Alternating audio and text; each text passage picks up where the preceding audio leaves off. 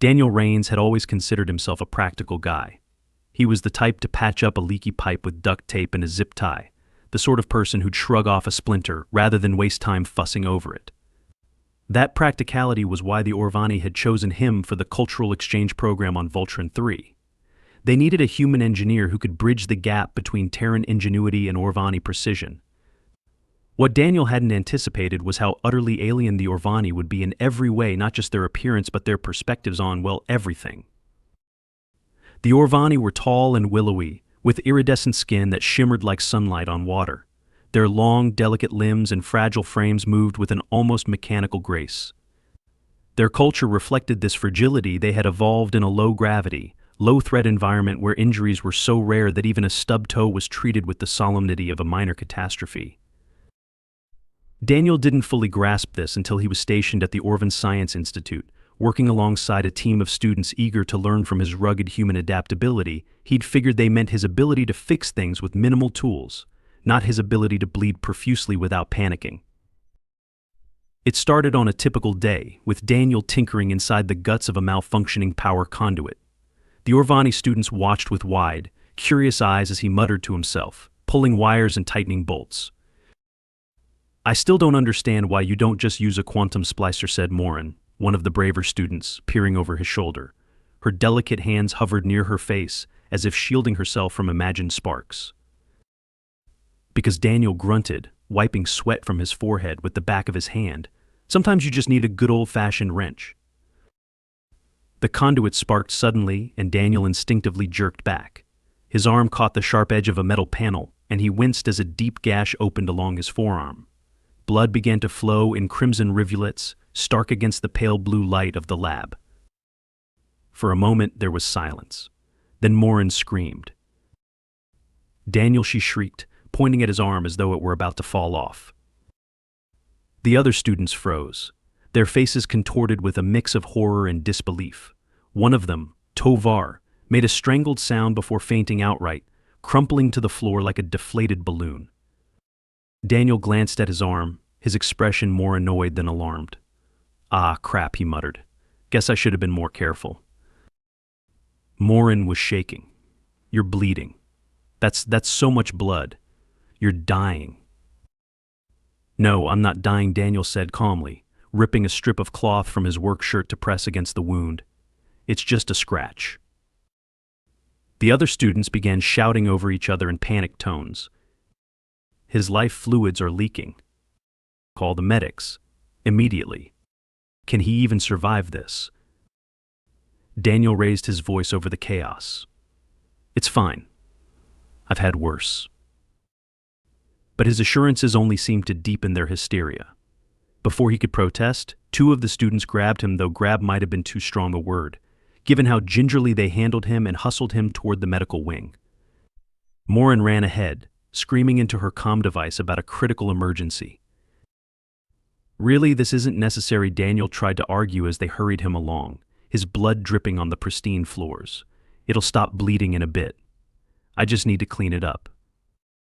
"Stop talking," hissed Morin, her voice trembling. "You need all your energy to survive." Survive? It's a cut, not a. They burst into the medical wing, where a team of Orvani doctors greeted them with alarm. The lead doctor, Selvik, gestured sharply toward an examination platform. "Lay him down. Quickly." Daniel sighed as the students deposited him onto the platform. The doctors swarmed him, their hands fluttering over his arm without actually touching it. Their translucent eyes scanned his wound as if it were a portal to another dimension. Selvik's expression darkened. "Tissue rupture detected. Fluid loss significant. This is catastrophic." "Catastrophic," Daniel said, incredulous. "It's a scratch." The doctors ignored him. One of them brought over a scanning device that hummed ominously, projecting a holographic image of his arm. The gash, magnified to grotesque proportions, hovered in the air like a crime scene. Selvik clicked his tongue. Remarkable. He's still conscious. The pain alone should have rendered him comatose. "I've had worse," Daniel repeated. The medical team exchanged skeptical glances. "Prepare the regenerative serum," Selvik ordered. "Hold on," Daniel interrupted. I don't need some fancy serum. Just clean it up and slap a bandage on it. Selvig looked appalled. You propose. Doing nothing. Not nothing. Just basic first aid. Humans heal naturally, you know. This revelation caused a ripple of murmurs among the staff and students. Selvig's brow furrowed. You're telling me your species allows its body to repair itself unaided? Well, yeah. It's not always pleasant, but it works. The doctors stared at him as though he'd just claimed to be immortal. Selvig hesitated, then relented.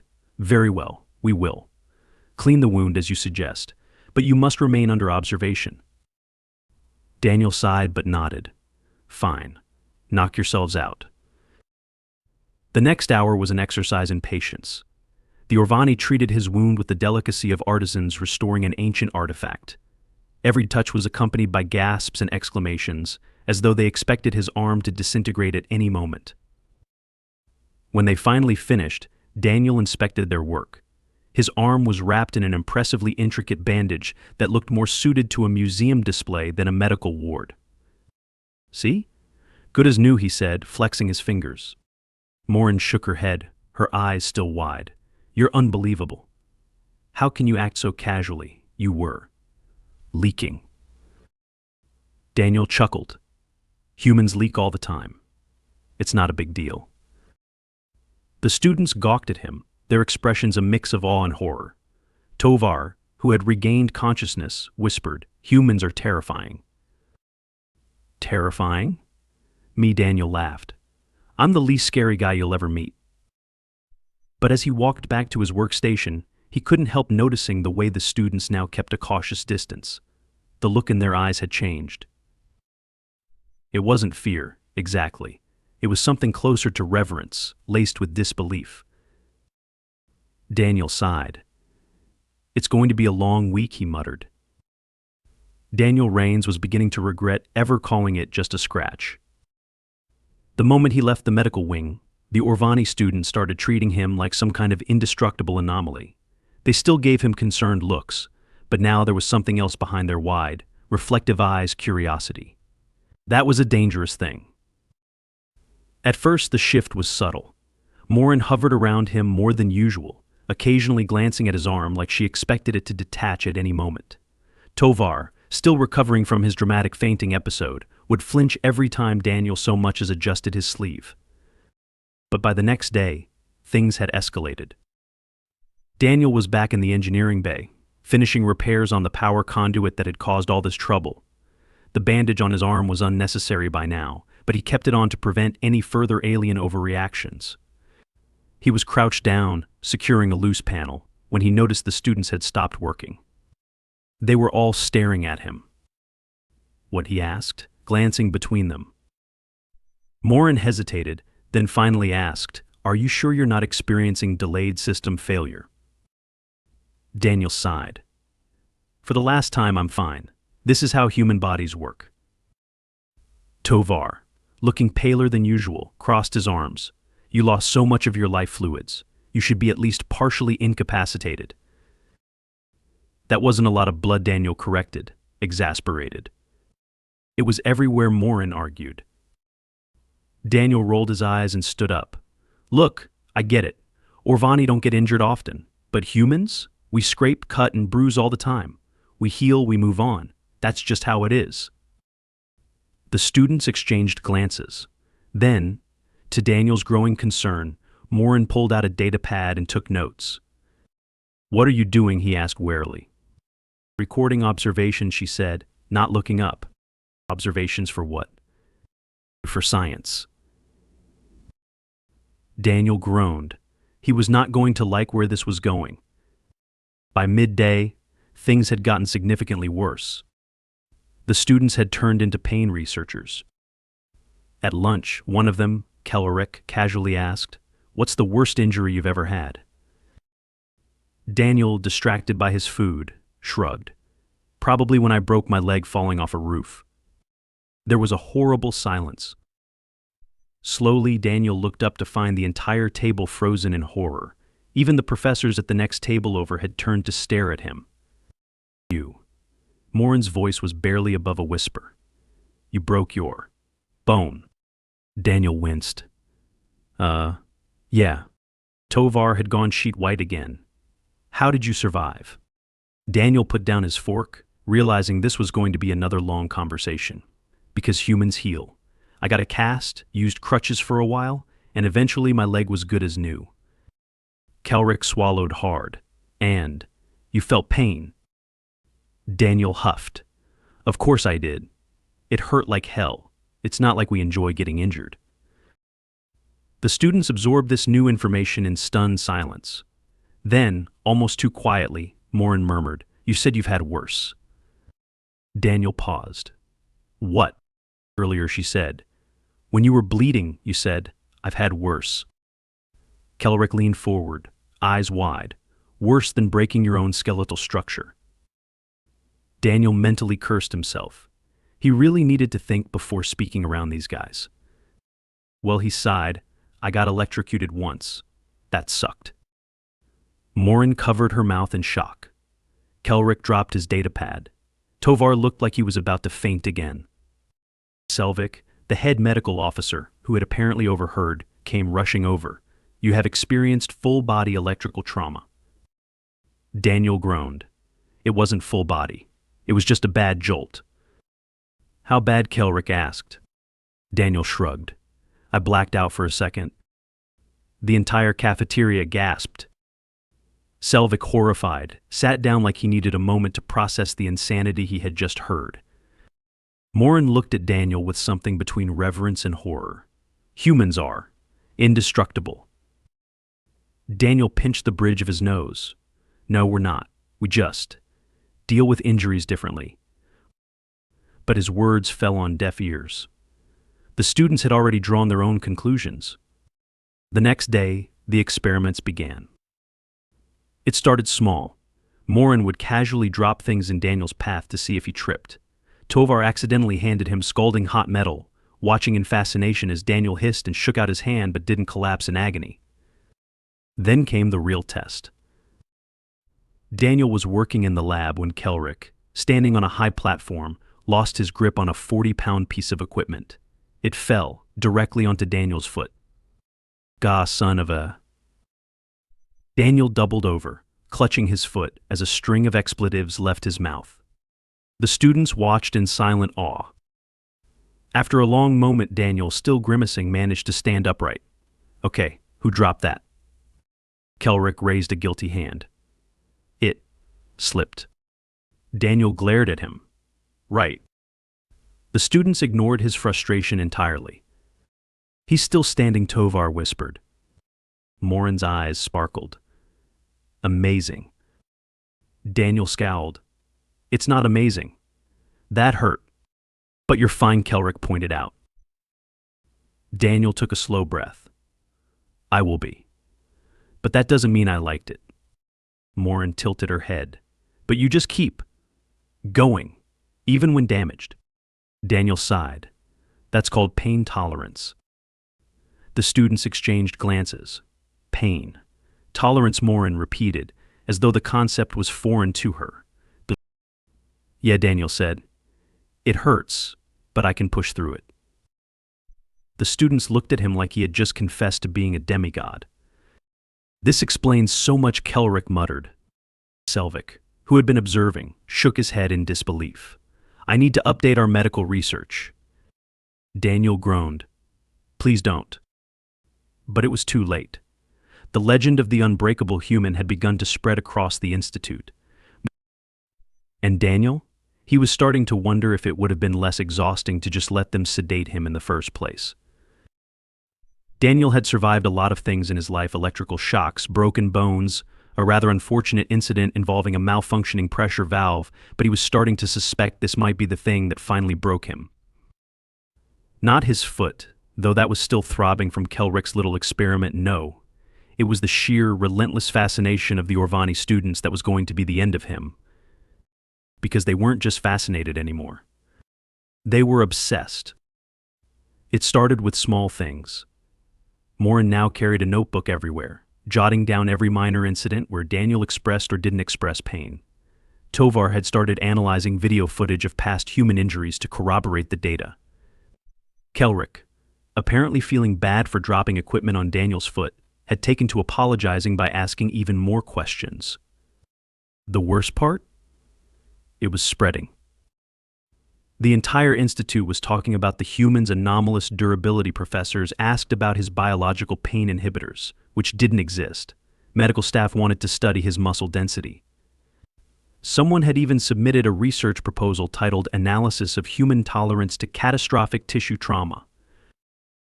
Daniel had barely survived the last round of testing. He wasn't about to be their next lab rat, which was why he had resorted to hiding in the maintenance bay. The small, dimly lit workshop was rarely used, mostly because the Orvani didn't have many mechanical failures. It was the perfect place to get some damn peace and quiet. Daniel leaned back against a supply crate, rubbing his temples. This was getting out of hand. A soft, whirring sound made him open his eyes. He immediately groaned. Morin. She had somehow tracked him down, data pad in hand, eyes gleaming with scientific curiosity. You know, Daniel said, exasperated, humans have a whole thing about personal space. Morin ignored this. I need to ask you something important. Daniel sighed. Go ahead. She hesitated. If humans can sustain severe injuries and still function, does that mean your species evolved specifically to endure suffering? Daniel blinked. What? Morin tapped something into her datapad. You recover from physical trauma exceptionally well, you continue operating despite high levels of pain, and you seem to expect injuries as a natural part of existence. Wouldn't that suggest that humans are biologically designed for hardship? Daniel gave her a long look. That's the most depressing thing I've ever heard. Morin shrugged. Is it incorrect?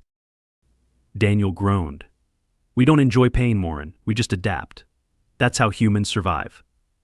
We're not the strongest species out there, so we compensate by being stubborn. Morin looked deeply intrigued. So pain is just an obstacle.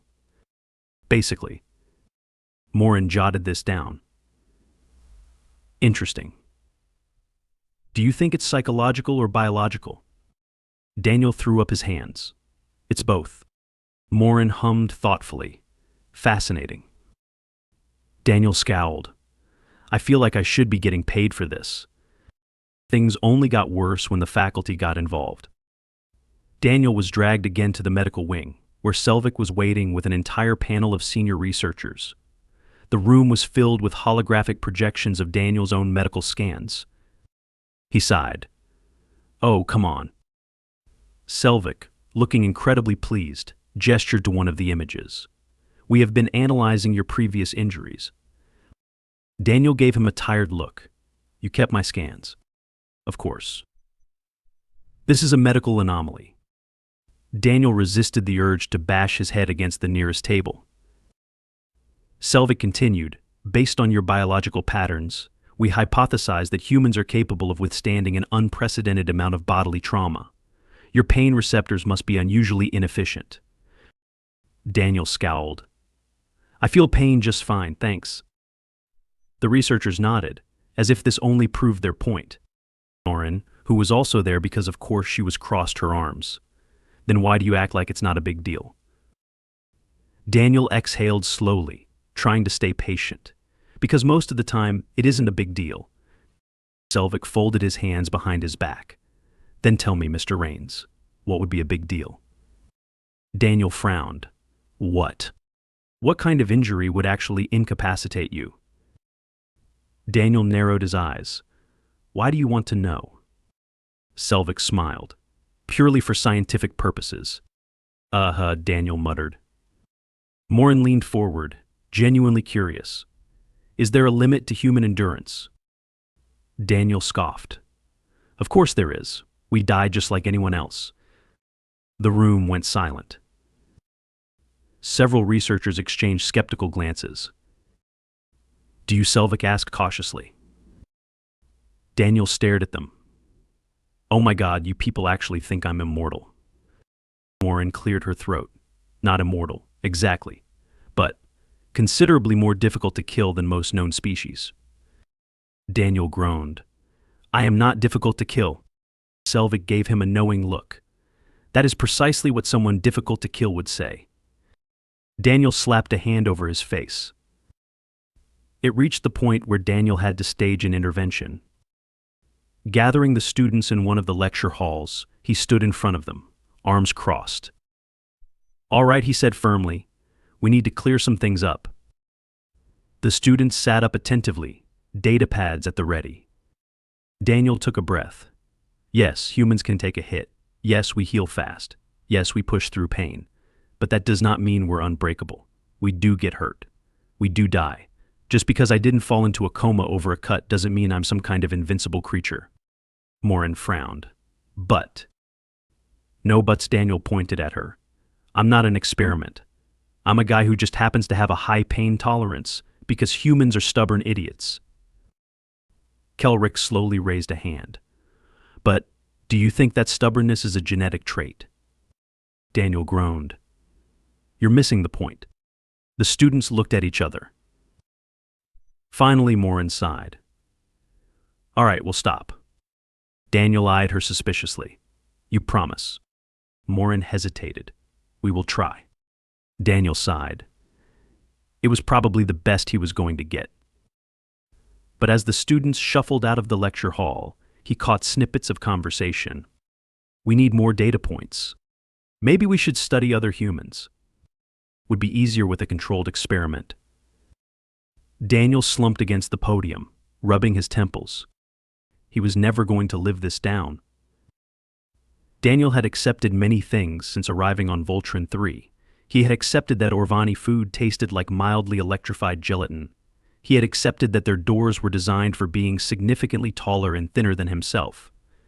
He had even accepted that no one here seemed to understand the concept of casual physical injury. What he refused to accept was the fact that he had become an academic case study. Because despite his very clear intervention, the Orvani had not stopped. They had merely adjusted their approach. Instead of outright testing his limits with falling objects and hot metal, the students had taken to observing him. Constantly. Morin and Kelrick had taken detailed notes on every single time he stubbed his toe, bumped his head, or muttered about an ache in his back. Tovar had compiled statistical models based on human medical records, most of which he had apparently hacked from the Institute's archives. Even the faculty was in on it now. Professors he had never spoken to suddenly had a very keen interest in human biology. He had overheard Selvig arguing with another researcher about whether humans possessed latent regeneration factors, which was why Daniel was now standing in the head administrator's office, arms crossed, glaring at Administrator Veyron. "This has got to stop," he said firmly. Veyron, a tall and elegant Orvani with skin that shimmered like polished silver, clasped her hands together. "I understand your frustration, Mr. Rains."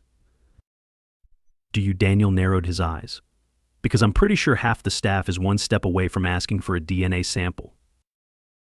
Veyron hesitated, purely for scientific purposes. Daniel threw his hands in the air. "See? That's the problem." Veyron sighed. "I will speak to the faculty about setting better boundaries." "Good," Daniel said. Then, after a pause, he added, "and the students." Veyron tilted her head.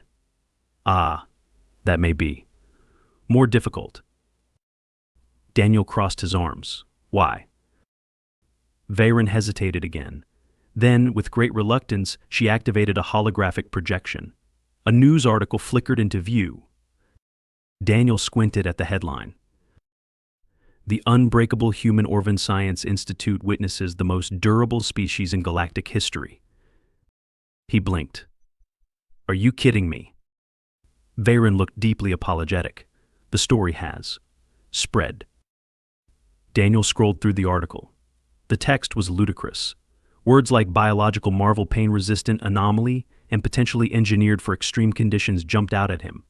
There was even a chart comparing human injury recovery rates to other species. "This is insane," Daniel muttered. "This makes me sound like some kind of military-grade test subject." Veyron shifted uncomfortably. "There has been speculation." Daniel groaned. "Speculation about what?" Veyron avoided his gaze. Certain organizations believe humans may possess hidden evolutionary advantages. Daniel stared at her.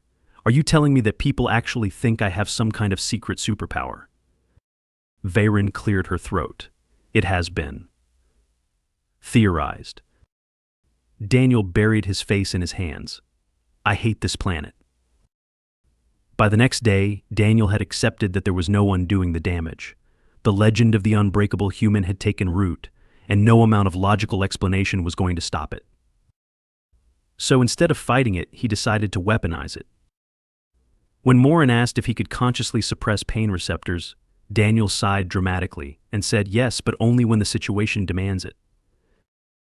When Tovar wanted to know if humans could recover from severed limbs, Daniel leaned in, narrowed his eyes, and whispered, "We don't talk about what happened to my left arm." And when Kelrick asked if humans could mentally override their own injuries, Daniel just smiled and said, "You really don't want to know." It was petty. It was immature. And it was hilarious. The students' reactions ranged from deep suspicion to complete awe. The rumors escalated. By the end of the week, someone had started calling him the Endurer. It was ridiculous. It was nonsense. And Daniel absolutely refused to correct them. Eventually, though, he decided to set the record straight. Gathering the students one last time, he sat them down and actually explained human biology. Not the exaggerated nonsense they believed, just the facts. Yes, we heal fast, but not unnaturally fast. Yes, we tolerate pain well, but it still hurts. Yes, we can survive a lot, but we are not indestructible. When he finished, the students sat quietly, absorbing the information. Finally, Morin nodded. "I think I understand now." Daniel exhaled in relief. "Thank you." She tilted her head. "You're saying humans can break?"